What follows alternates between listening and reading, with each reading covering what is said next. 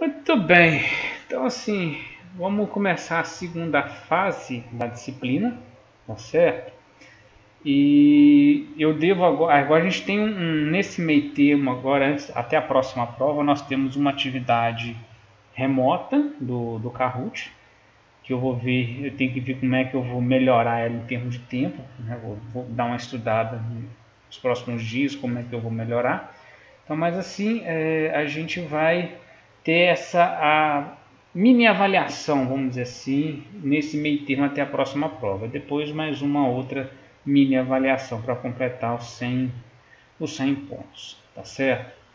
Então hoje, para a gente dar andamento, nós vamos falar um pouco sobre noções de peticionar, o que é uma petição. Nós vamos falar de planejamento do trabalho pericial e, se der um pouquinho de tempo, a gente vai falar sobre a questão dos honorários, mas sem muita correria, né? Mas se der para falar de noções de petição mais planejamento, já me dou por satisfeito. Senão a gente avança um pouquinho na questão de honorários, né? A questão de elaboração dos honorários. Então nós vamos falar de petição. A petição, né, é um ato, né? Vamos colocar, deixa eu ligar aqui, ó. A petição é o ato de pedir ou solicitar por escrito, né, ou fazer um requerimento. Então, é toda manifestação formal, tanto do perito quanto dos advogados envolvidos no processo. Então, é o ato de manifestação. É a partir dessa petição que se manifesta sobre determinadas situações. Você pede, você questiona, você solicita algo dentro do processo. Então a petição é um instrumento utilizado na justiça com o intuito de apresentar formalmente requisições e indagações sobre algo. Então se você quer questionar algo, você faz uma petição, né, ao perito, ao juiz, ao advogado, questionando sobre determinada situação. Por exemplo, se o perito faz um laudo, entrega lá os quesitos respondidos, e você quer saber especificamente sobre um quesito ou outro quesito, você pode fazer uma petição de questionamento, né, vamos chamar assim, sobre aquele quesito específico que você deseja um pouco mais de informação a respeito dele. Então você requer um esclarecimento mais detalhado. Essa petição, de uma forma geral, aqui eu estou trabalhando a petição de uma forma geral, ela é utilizada por advogados e também é utilizada pelos auxiliares eventuais da justiça, né? Lembre lá que os auxiliares eventuais da justiça são aqueles profissionais que, quando necessário, eles são convocados a participarem do processo para emitir um determinado tipo de laudo, né? Então você vai estar ali eventualmente contribuindo com o processo, né, fazendo no nosso caso uma perícia contábil. Então uma definição de petição é um documento formal do Poder Judiciário onde determinada pessoa toma ciência do que necessita fazer, algum procedimento sobre qualquer assunto. Tá? Opa, não, isso aqui é um conceito de... Não é isso aqui não, isso aqui é intimação, conceito de intimação. Vamos ver aqui se está aqui para frente. Tá, o conceito está no lugar errado. Tá? Então, esquece essas duas primeiras, os dois últimos parágrafos aqui, vou voltar neles, espera aí. E nós temos a intimação, tá certo? A intimação, aí a gente volta na definição. A intimação, quando você recebe, ela é um documento que você toma ciência de alguma coisa que refere-se a você, né? No caso do perito, quando ele recebe uma intimação, essa intimação refere-se a dar ciência ao profissional que ele foi nomeado perito em uma determinada perícia. Então, a partir dessa ciência que ele toma, a partir dessa intimação, ele vai fazer a sua manifestação formal acerca daquilo que lhe é questionado, daquilo que lhe é avisado, melhor dizendo. Então, a definição é um documento formal do Poder Judiciário onde determinada pessoa toma ciência de que necessita fazer algum procedimento sobre qualquer assunto. Então, foi comunicado, você foi nomeado perito. A partir desse momento, você tem que começar a entender todos aqueles prazos necessários para a realização do trabalho pericial. Então, você vai ter que se manifestar dentro daqueles prazos. A fundamentação da intimação está lá no capítulo 4, artigo 269 do Código de Processo Civil, que fala que é o ato pelo qual se dá ciência a alguém dos atos e termos de processo para que faça ou deixe de fazer alguma coisa. Tá certo? Então você vai comunicar, tornar público para determinadas pessoas que eles precisam se manifestar. Tá? Aí você tem o artigo 270 do CPC, que ele fala que as intimações realizam-se sempre que possível por meio eletrônico, na forma da lei. Antigamente, no antigo Código de Processo Civil, a parte eletrônica, essa comunicação formal via eletrônica, e-mail, não era permitido, tá certo? Com a mudança do novo Código de Processo Civil, inseriu-se essa nova forma de comunicação. Tá? Então, é uma forma também de se reduzir custos processuais. Então, a prioridade da intimação dar-se-á inicialmente por correio eletrônico. Só será feita as outras opções de intimação quando esse meio de intimação, que é o correio eletrônico, ele falhar. Né? A secretaria lá envia um e-mail e o e-mail retorna como usuário desconhecido, por exemplo. Então, isso demonstra que houve uma falha. Então, a partir desse momento, ele vai partir para as outras formas de intimação que a lei permite. Né? Então, lá é o que eu estou falando, o artigo 272. Quando não realizadas por meio eletrônico, consideram-se feitas as intimações pela publicação dos atos no órgão oficial. Então, pode fazer a intimação em órgãos oficiais de comunicação do Poder Judiciário ou até mesmo em jornais, né, de ampla circulação na cidade. O artigo 273 fala: se inviável a intimação por meio eletrônico e não houver na localidade publicação em órgão oficial, aí incumbirá ao escrivão ou chefe da secretaria intimar de todos os atos do processo divulgado às partes. Então, vamos lá por partes. Vamos começar. Então, você não tem a comprovação que a intimação via eletrônica funcionou.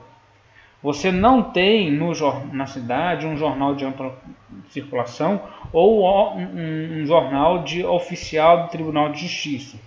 Então, quando você não tem essas três primeiras alternativas para se fazer a intimação das pessoas, parte-se para o meio tradicional, que é a intimação via oficial de justiça ou o escrivão.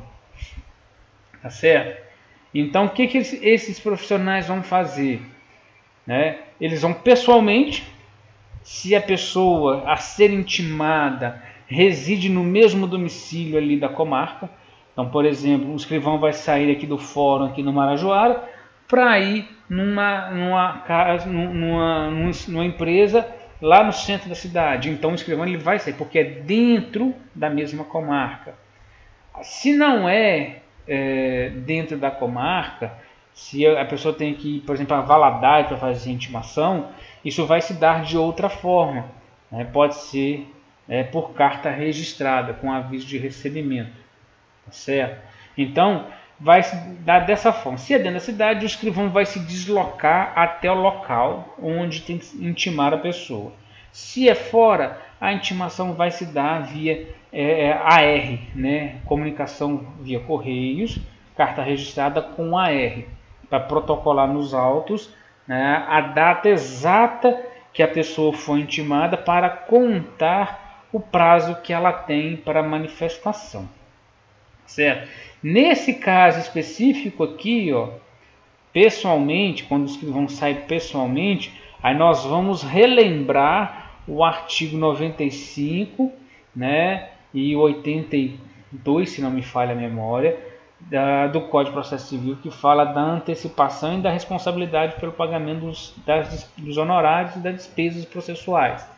Então o escrivão ele só vai sair do fórum, o oficial de justiça só vai sair do fórum para fazer a intimação, mesmo que seja na cidade, quando o responsável pelo pagamento, né, das custas processuais fizer o pagamento antecipado.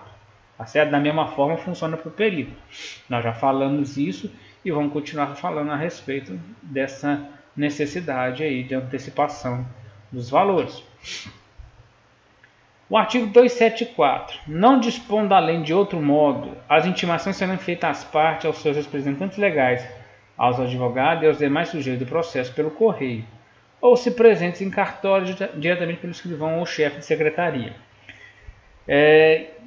Então nós já sabemos aqui que o escrivão ele pode, quando é feito fora da residência, né, do domicílio da comarca, ele pode fazer via correio. Mas ao mesmo tempo, você, por exemplo, isso já aconteceu comigo. Eu estava dentro do fórum, olhando um outro processo, o escrivão lembrou que tinha uma intimação para que eu fosse perito em uma outra perícia. Ele falou, você recebe essa intimação aqui, ou você quer que eu envie para você a documentação? Eu falei assim, não, você pode me dar a ciência aqui. Aí eu já pego e já faço a carga do processo.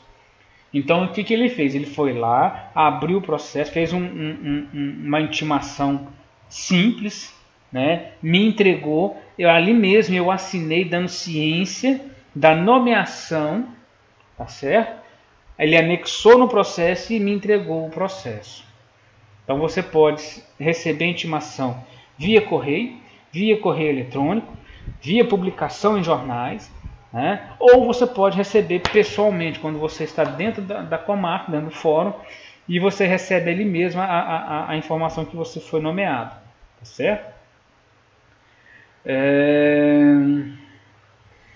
Presume-se inválidas as intimações dirigidas ao endereço constante nos autos. Isso aqui é importante, o próprio Código de Processo Civil fala lá no artigo 156 e 157, que quando você é nomeado, você tem que manter atualizado os seus contatos, né, no fórum, para quê? Para se facilitar a comunicação entre o Poder Judiciário e você. Isso é importante. Então ele fala, as intimações dirigidas ao endereço constante dos autos, elas são válidas. Mas mas eu não moro mais no endereço X. Por exemplo, vamos supor que eu morasse lá na Matinha e mudei para Marajoara, mas o meu endereço na comarca está lá na Matinha, vai contar o endereço que é supostamente o oficial.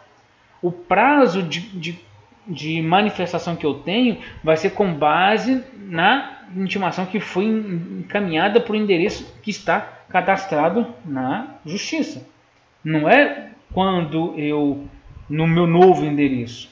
Então, por isso é que você tem que manter sempre os seus dados atualizados para que você possa computar os prazos de manifestação de forma correta. Por quê? Porque quando os seus prazos vão contar a partir da sua ciência, ou no caso da juntada do comprovante de entrega de correspondência no endereço primitivo. Às vezes tem uma pessoa lá que recebeu, mas não era você, ou não era alguém próximo a você, por algum motivo, né? Então vai contar o prazo que aquela pessoa deu ciência, e mesmo não sendo você. Então é sempre importante, né, frisar isso, que você tem que manter os seus dados cadastrais atualizados, para que quando for enviada uma intimação, essa intimação chegue a você em tempo hábil, tá? Para que você possa manifestar. Porque lembra lá quando eu falei sobre a questão do aceite? Na ausência de posicionamento contrário ao aceite, presume-se o aceite automático. Então, se você não fala que não quer, que não pode, que não deve, está se presumindo que você vai fazer o trabalho. Tá? Então, é sempre importante você ter endereço atualizado para que você possa ter tempo necessário hábil para se manifestar acerca daquele processo que você está sendo nomeado perito. A intimação será feita por oficial de justiça quando frustrada a realização por meio eletrônico ou pelo correio.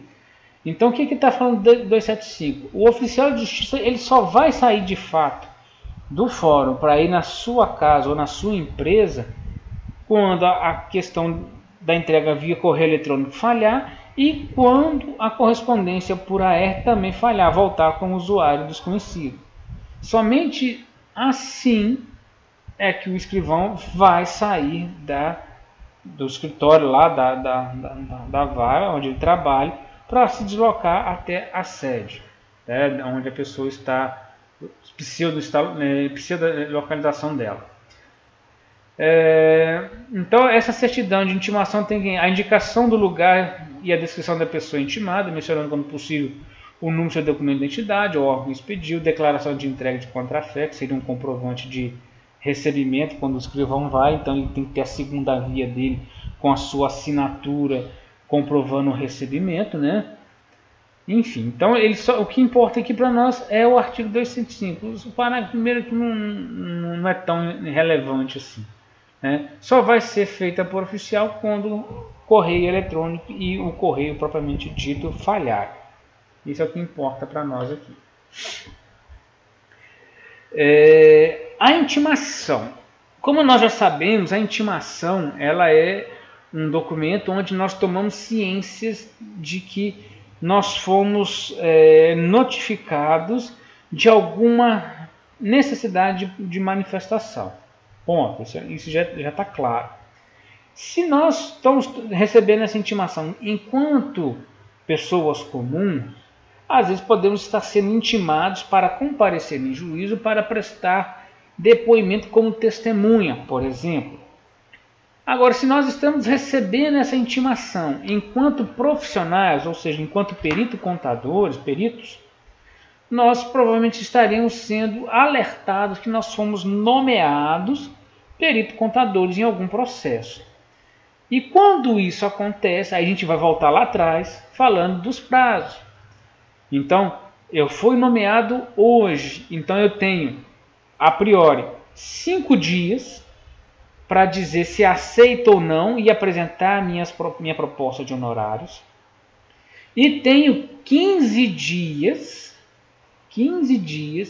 para manifestar, né, algum tipo de impedimento ou suspeição acerca daquele trabalho. Então eu tenho 5 dias para dizer se aceito e meu valor de honorários, né, quanto eu vou cobrar por aquele trabalho. Nesses 5 dias eu tenho que fazer todo o planejamento, toda a adequação do meu trabalho. E eu tenho mais 15 dias, né? Eu tenho mais 10 dias, vamos chamar assim, contando esses 5 mais 10, daria 15 dias, para alegar algum tipo de impedimento ou suspeição. Tá certo? Dentro desse tempo, né, que nós temos que manifestar, né, sobre o aceite ou não, nós temos que analisar a matéria a ser periciada. Então vai vir intimação, aí você vai receber a intimação. Bom, sou perito, fui nomeado perito. Você vai ao fórum, você pega o processo, faz a carga do processo, pensando numa situação normal, né, sem ser essa de pandemia. Eu não sei como está funcionando a questão da pandemia com essas questões processuais.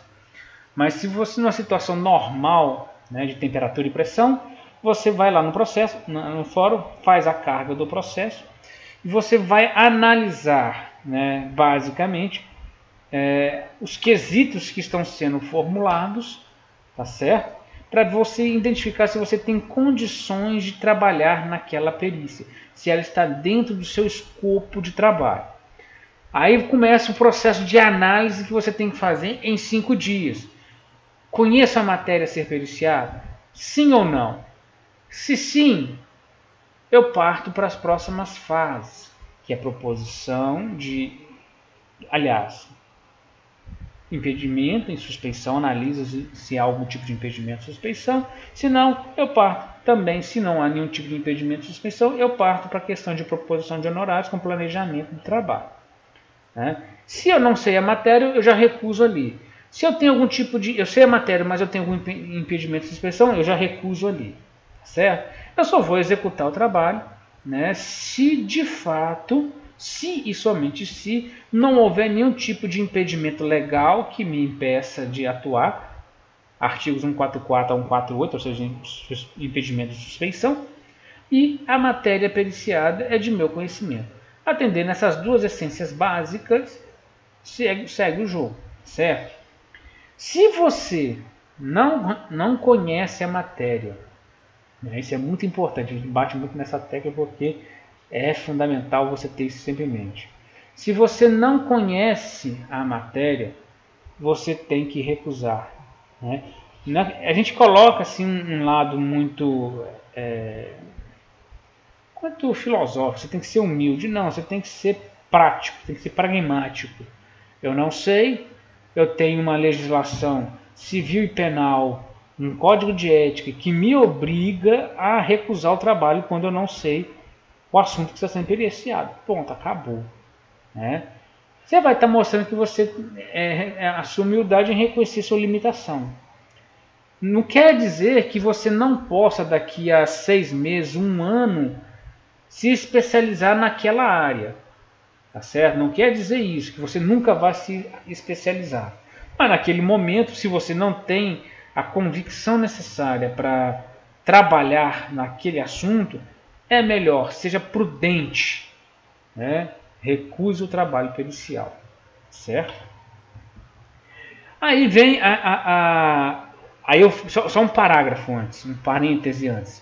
Lembrem que quando a perícia estiver amparada na justiça gratuita, não poderá ser recusada pelo profissional, certo? Porque ninguém está desobrigado a não colaborar com a justiça. Então, todos, em algum momento da sua vida profissional, se um dia tentar atuar enquanto perito, tenha em mente que em algum momento você vai trabalhar de 0,800. Isso é normal.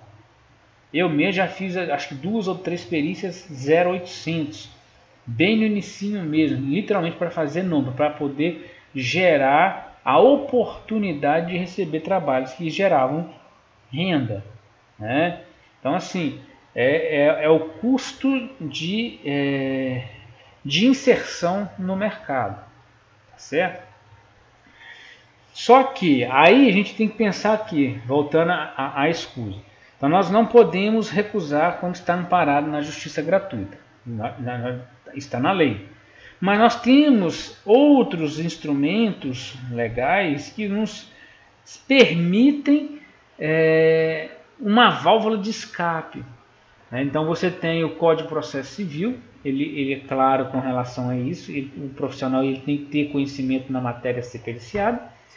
E o Código de Ética do profissional do contabilista, ele também fala, ele nos obriga, né, quando não conhecemos a matéria em tela que está sendo questionada, nós somos obrigados a recusar o trabalho. Então, quando acontecer uma coisa nesse sentido, né, e se de fato você não conhecer a matéria, você vai alegar, né, com base no Código de Ética, né, que te obriga, aí você vai citar o embasamento jurídico legal punitivo que recai sobre o contador quando ele não conhece a matéria e ele induz o juiz ao erro, quais são as inúmeras penalidades que recaem sobre o profissional.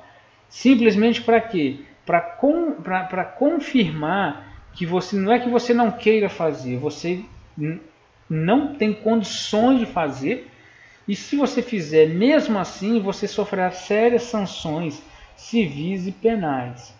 Então você tem que mostrar isso para o condutor do processo, que você está atento a essas questões legais e que você não quer se expor porque você não conhece a matéria periciada.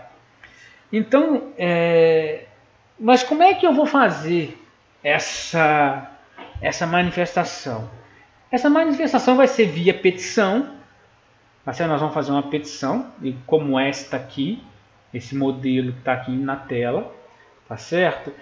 E vamos apresentar as nossas motivações para aceitar ou não um trabalho pericial, certo?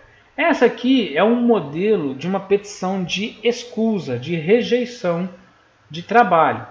Aí eu falo aqui, estou alegando falta de conhecimento técnico. Como eu disse, não é porque eu não tenho conhecimento técnico hoje sobre determinado assunto. Eu posso daqui a um ano e meio, 2, ter feito algum curso, alguma pós-graduação, enfim, que me habilita nesta área. Mas hoje eu não tenho esse conhecimento.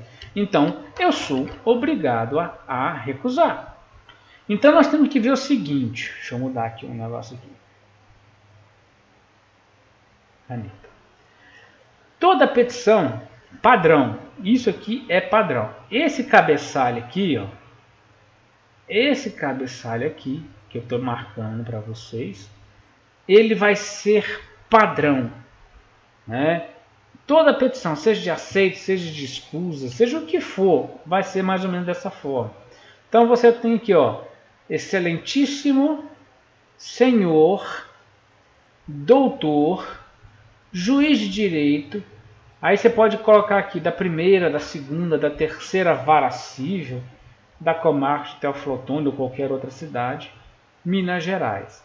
Só que faltou só aqui no exemplo dá a entender que não tem outra vara, só tem uma vara civil. Tá? Então, excelentíssimo senhor doutor juiz de direito, da primeira, segunda, terceira, quarta, quinta, da enésima vara civil da comarca de Teófilo Otoni, Minas Gerais. Isso é padrão, tá certo? Isso aqui é padrão. Vou botar um P de padrão aqui. Outro procedimento que é padrão é isso aqui, ó. Essa situação aqui também é padrão. O que é isso aqui? Isso aqui nós temos o número do processo, tá certo? O número do processo, a qual nós estamos sendo intimados. Então eu estou manifestando a minha intimação, a minha petição. Essa minha petição tem que ser direcionada para esse processo com esse número aqui, tá certo? O que vai mudar aqui é esses dois itens, requerente e requerido. Por quê? Porque aí vai depender muito do tipo do processo. Cada tipo de processo vai ter uma nomenclatura para autor e réu. Tá certo? Esse requerente seria o autor, esse requerido seria o réu. Então isso aqui vai mudar de acordo com o tipo de processo. Então é simplesmente saber que isso aqui vai ser o autor, isso aqui vai ser o réu. Então padrão, cabeçalho, para todas as petições. Padrão, o número de processo, isso vai ter que constar. E quem são os envolvidos neste processo. Neste exemplo aqui, eu tenho quem está requerendo é o Ministério Público do Estado de Minas Gerais. Contra quem que ele está requerendo alguma coisa? Contra esse pecareta aqui, esse pecareta. Tá certo? Então, alguma coisa que esse rapaz fez, alguma ação, vamos supor que ele seja um prefeito, ele fez alguma improbidade administrativa, então o Ministério Público está requerendo alguma coisa em relação a ele. Né? Então, essas duas situações são padrões, com algumas adaptações em função de cada caso. Certo? Feito essas duas primeiras situações, esses dois primeiros pontos na petição, você parte para o terceiro ponto. Esse terceiro ponto também vai ser meio que padrão. Praticamente em quase todas, para não dizer todas as suas petições, esse parágrafo vai existir. Né? O que é esse parágrafo? Esse parágrafo é a sua apresentação.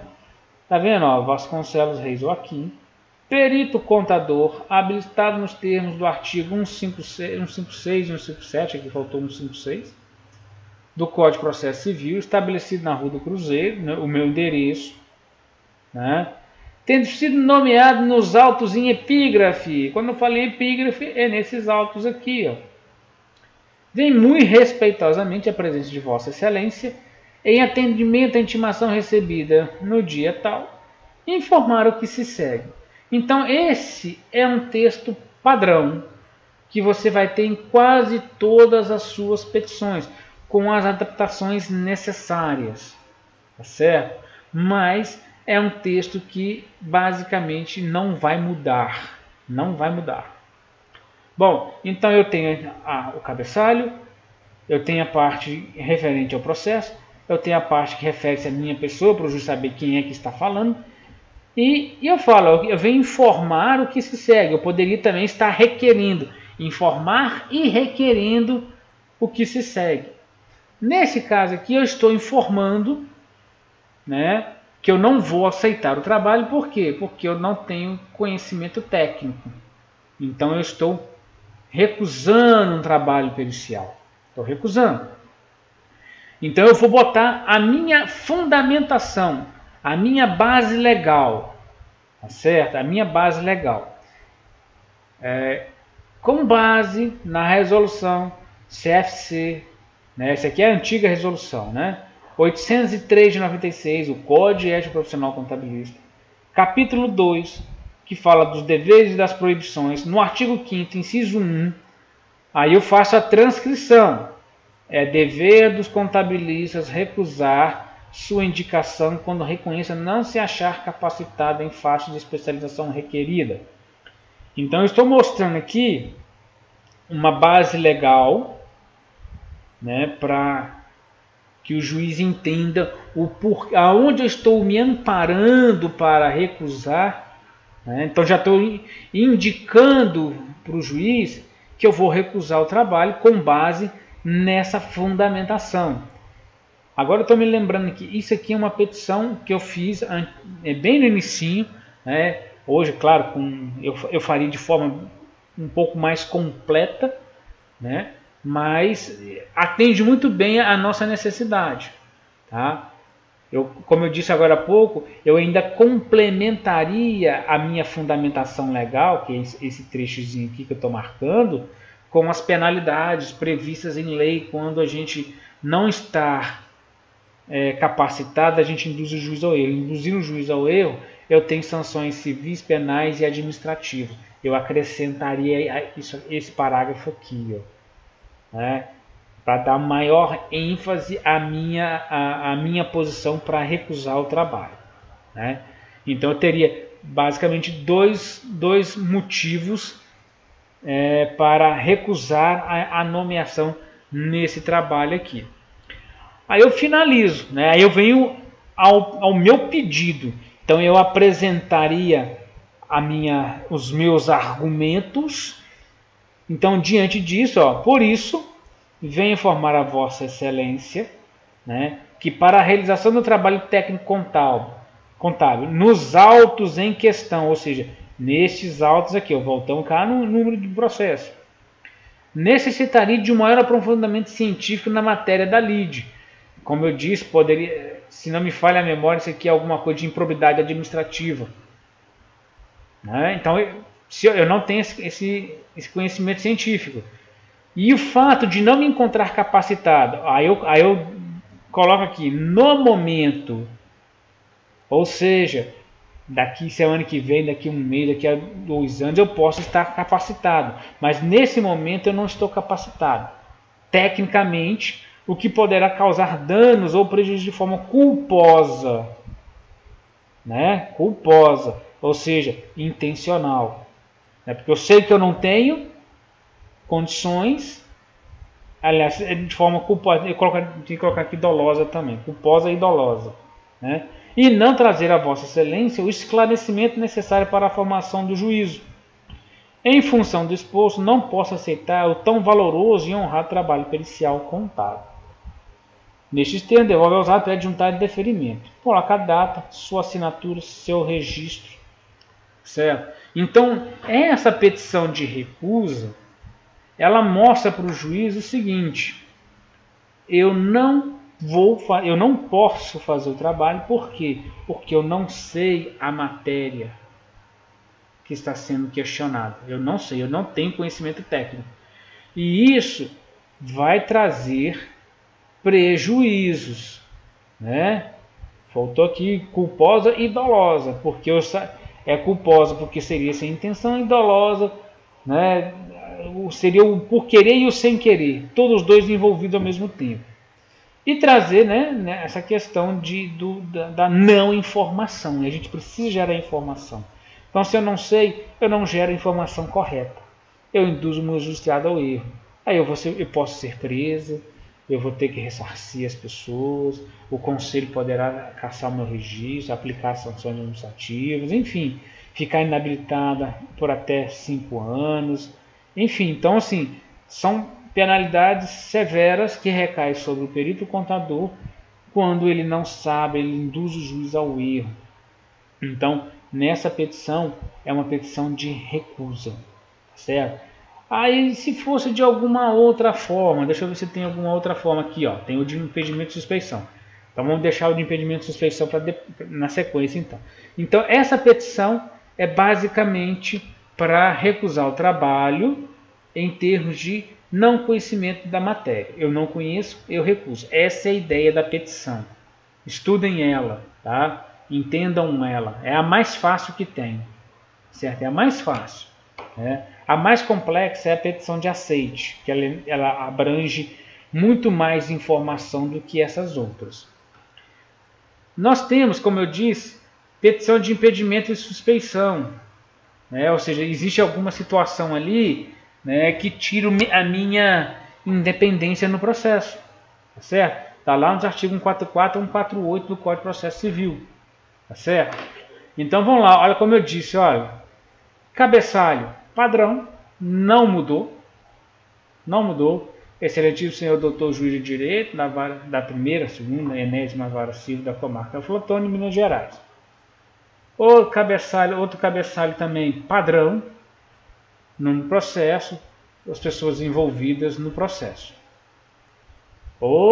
A outra informação também basicamente padrão, certo? Não mudou. A minha qualificação, as minhas informações. Aí vem aqui a informação importante para o juiz. Então, esse ponto, onde eu marquei um xão grandão, é padrão, não mudou em relação à petição de falta de conhecimento técnico. Continua a mesma coisa, mesmíssima coisa. O que muda é aqui. Aí eu venho informar, nesse caso, impedimento de suspeição. Aí eu venho informar para o juiz, ó, considerando as partes envolvidas no litígio, e fundamentar no artigo 467 do Código de Processo Civil, Lei 13.105 de 2015, no que tange aos impedimentos de suspeição aplicados aos juízes e aos peritos, ó, a fundamentação está errada aqui. Ó. Aqui é 144 a 148. Sinto-me obrigado a excusar este trabalho em virtude de ser irmão do requerido. Tá certo? Ó. Então, a fundamentação que está errada é 144, né, a 148. 144 a 148. Você esquece essa aqui. Ó. Então, lá no Código de Processo Civil fala, olha, se eu tiver algum tipo de impedimento e suspeição, eu sou obrigado a recusar, porque isso tira a minha independência. Tá certo? Aí eu vou dizer, olha, eu não posso assumir o trabalho, por quê? Porque eu sou irmão do requerido. Aí você pode anexar aí certidão de nascimento, vou mostrar aqui cópia dela, né, que ele é seu irmão. Enfim, são filhos do mesmo pai, mesma mãe, enfim, ou são filhos do mesmo pai, enfim, a questão aí parental, né, cada um vai ter a sua, cada um vai ter como provar isso. Mas não adianta, o que importa aqui, não adianta simplesmente dizer, você tem que provar, tá certo? Então, nesse caso, você pode apresentar uma declaração, uma certidão de nascimento, onde vai mostrar lá que você e o autor, por exemplo, e o requerido aqui, nesse caso, tem o mesmo parentesco, tem o mesmo sobrenome. Então isso pode, né, são filhos do mesmo pai. Né? Então isso pode comprometer, isso vai comprometer o seu trabalho.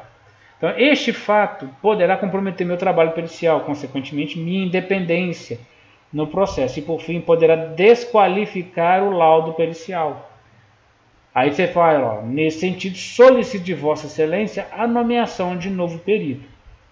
Então, quando você diz para o juiz, olha, eu não posso fazer, porque existe algum tipo de impedimento de suspeição que afeta a minha independência, você tem que trocar o perito. Então o juiz ele vai analisar a sua situação, a sua afirmação, e vai, se ele concordar com o seu argumento, ele vai nomear um novo perito naquela perícia. Tá certo? Né? Dificilmente ele vai manter você na perícia, mesmo você alegando que não pode, que tem algum tipo de impedimento de suspensão. Dificilmente ele vai correr esse risco de desqualificar todo o seu trabalho. Se você alegou e comprovou que existe algum tipo de impedimento ou suspeição, automaticamente ele vai nomear um novo perito. Né? E o restinho também da petição é uma petição padrão. Né? Devolve aos autos, pede juntado e deferimento. Data, nome, CRC e assina. Tá certo? Beleza? E nós temos, por fim, a petição de aceite. A petição de aceite. Deixa eu ver aqui o negócio aqui, só um minutinho aí. Descarga aqui, só um minutinho. Tá. Não. O quórum tá baixo, só 16. Mas enfim. E nessa aqui, que eu considero a mais completa e a mais complexa, por quê? Porque é uma petição de aceite. Essa petição de aceite, ela não é tão simplificada como as outras duas, onde eu tenho que me preocupar apenas com a fundamentação para recusa do trabalho, que seria, no caso, falta de conhecimento técnico ou impedimento de suspeição, uma coisa mais sucinta. Quando eu falo a petição de aceite, eu já estou falando assim, eu tenho que abranger o máximo de informação possível nela para tentar cercar todos os lados possíveis, certo? Vamos lá conhecer a petição de aceite, né? Mais uma vez, cabeçalho padrão, tá certo? Não mudou. Aqui eu já coloquei a primeira vara, tá vendo? É isso que eu estava falando. Pode ser primeira, segunda, terceira, enésima vara. Outra parte que é padrão, tá vendo? Não mudou. Número do processo, requerente, requerido, o autor e réu, certo? Mais uma vez, parte padrão, com algumas adaptações, tá certo? Nesse caso aqui, eu ainda faço menção ao artigo 95 do Código de Processo Civil, que fala das responsabilidades pelo pagamento dos honorários, porque eu estou aceitando o trabalho. Se eu estou aceitando o trabalho, eu já tenho que fazer menção aos honorários. Então, eu já estou fazendo menção a quem é responsável pelo pagamento. Tipo assim, ó, ao responsável pelo pagamento, está aqui a minha proposta de honorários. Tá certo? Aí, o que nós temos que ter em mente? 3 parágrafos básicos. 3 parágrafos básicos. O primeiro, tá aqui, ó, esse primeiro parágrafo. Lembrem lá na resolução do Conselho, na norma brasileira de contabilidade, que fala da perícia. Que nós temos que falar da complexidade do trabalho, nós temos que valorizar cada situação da perícia na elaboração do trabalho, da proposta. Então nós temos que dizer assim, olha, esse valor do meu honorário aqui, para eu apresentar o meu valor de honorário, eu tive que considerar as normas brasileiras de contabilidade, a relevância, o vulto, o risco, a complexidade, serviço a executar, os quesitos apresentados pelas partes, as horas estimadas, né, a qualificação do pessoal técnico que vai participar, o prazo, né, e por fim a extensão social do meu trabalho. Isso tudo aqui com algumas mudanças, algumas exceções basicamente daqui para esse finalzinho aqui que não consta na resolução, esse resto para trás aqui está lá nas normas brasileiras de contabilidade. Eu tenho que considerar o risco, o vulto, a complexidade, quem vai participar, né, prazo, enfim, horas estimadas em cada etapa, tudo isso compõe, né, o meu honorário. Então, é um texto basicamente padrão, também não vai fugir. Não vai fugir, né, na sua petição de aceite. Quando você tiver uma petição de aceite, você basicamente vai mudar só o valor dos honorários, porque o resto é igual. Igualzinho. Né? Nesse caso aqui, estou falando, o meu honorário é de R$ 6.500, considerando a quantidade de coisas que eu tenho que fazer, né, viagens, enfim. Todo o procedimento necessário para fazer a perícia vai custar R$ 6.500. Então, no primeiro parágrafo, você apresenta o seu valor. O seu valor. Paralelamente, anexo a essa petição, você vai colocar uma tabela. Uma tabela. Eita. Uma tabela. Essa tabela, que é a tabela de honorários, vai ser, a gente vai falar dela quando for falar de honorários, é uma forma detalhada disso aqui. É uma forma detalhada desses R$ 6.500. Você vai mostrar nessa tabela aonde vai ser alocado cada prazo, cada atividade, o tempo necessário em cada atividade, o valor da hora técnica que você vai cobrar, enfim, lá você vai detalhar esses R$ 6.500. Nesse parágrafo, você apenas mostra o valor consolidado, certo? Anexa essa tabela de honorários, que nós vamos falar de honorários, nós apresentaremos ela para vocês. Textozinho padrão, esse número 1, não vai mudar, ok? Não muda. Agora, nós temos o item 2. O item 2. O item 2, presta atenção. O valor dos honorários inicialmente arbitrados por Vossa Excelência não remunerará o perito para responder os quesitos suplementares. Artigo 469 do CPC. Fato que ocorrendo garante ao profissional oferecer nova proposta de honorários ou novo arbitramento. O que é que eu tento fechar com este parágrafo número 2? Lembra lá que existe a possibilidade, né? Não vou dizer que ela vai ocorrer 100%, mas ela 50% de chance, vamos chamar assim, num cenário bem conservador. Pode ser que aconteça os quesitos suplementares, ou seja, o seu laudo, quando você responde, ele leva as pessoas a novos questionamentos. As suas respostas levam a novos questionamentos. Então você vai ter que trabalhar mais, tá certo? Então o que a gente tenta mostrar com esse item número 2 nessa petição de aceite? O juiz, seguinte, eu estou aceitando o trabalho nesse valor de R$ 6.500, mas se alguém cismar de apresentar quesitos suplementares, é isso que nós estamos dizendo para o juiz.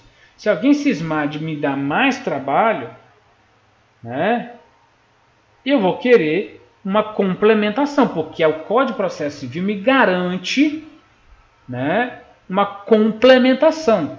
Então, os quesitos suplementares não remuneram o perito para respondê-los. Então, eu aceitei por R$ 6.500, por exemplo. O Zé lá cismou, o picareta lá cismou de novo quesitos, ele vai ter que pagar, no meu entendimento enquanto profissional. Ele aumentou a minha carga de trabalho.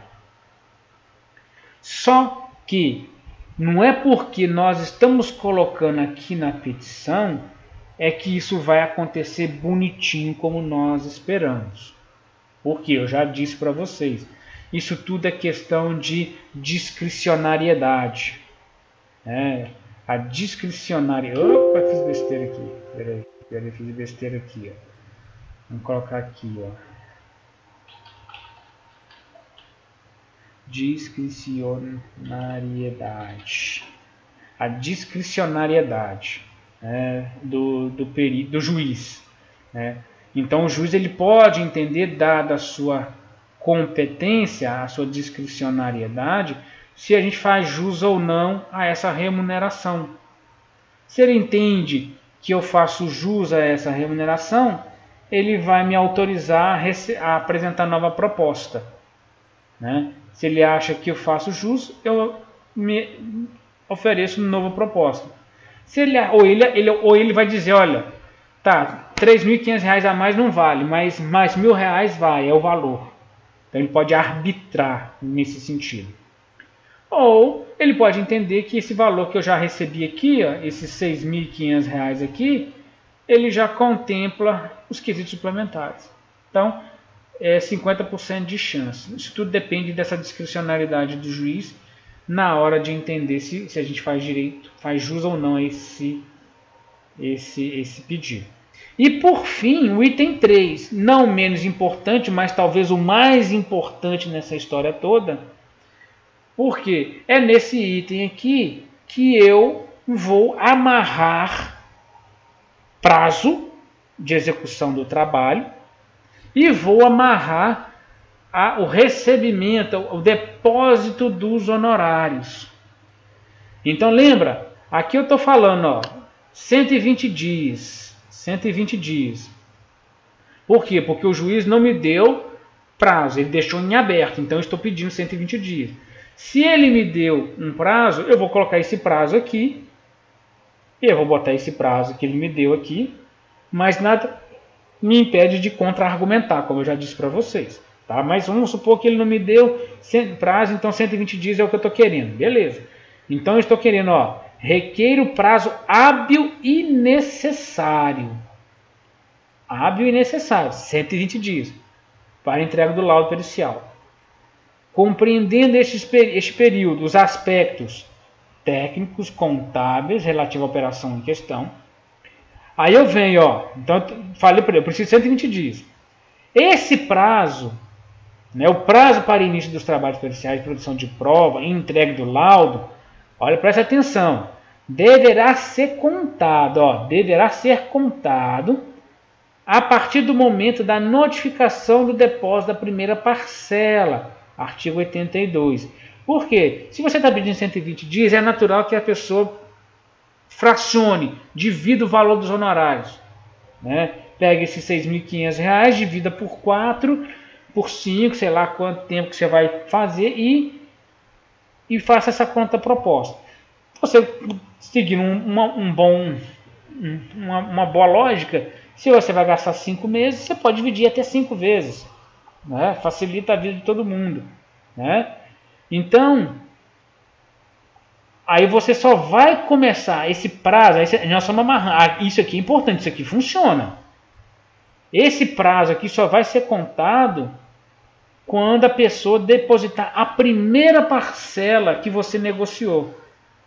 Se é 6 mil, você vai fazer em 6 meses, na que depositar o primeiro valor de honorário, os R$1.000 ali, você começa a trabalhar. Por quê? Porque o artigo 82 do Código de Processo Civil garante, ou obriga, melhor dizendo, as pessoas responsáveis pelos pagamentos nos processos a antecipar essas despesas. Então, o artigo 82, isso é muito importante, tem que estar na petição de aceite. Né? Que você só vai começar a trabalhar no laudo quando eles depositarem a primeira parcela em juízo, ou quando ele depositar os honorários. Tá? Isso é importante. Então, os 3 parágrafos são importantes? São todos muito importantes, mas o terceiro, ao meu ver, salvo o melhor juízo, é o que vai apresentar mais relevância na petição de aceite. Tá? E o resto é padrão. Então percebam a diferença entre as 3 petições. Por isso que eu disse que a petição de aceite ela é mais completa, ela é mais complexa, porque você tem que amarrar uma série de informações para tentar minimizar muitos problemas para você enquanto profissional. Tá? Mas uma vez você tendo Essas petições como modelos, você vai mudar basicamente muito pouca coisa, né? Você vai mudar prazo, basicamente, você vai mudar basicamente o valor de honorários. Esse item 2 praticamente não vai mudar, né? Enfim, é uma questão só de abranger o máximo de informação possível para tentar minimizar problemas para nós enquanto profissionais da perícia, beleza? Então assim, eu vou parar por aqui hoje, porque né, nós já avançamos bem, acho que não deu para chegar onde eu queria, mas terça-feira que vem a gente avança, tá certo?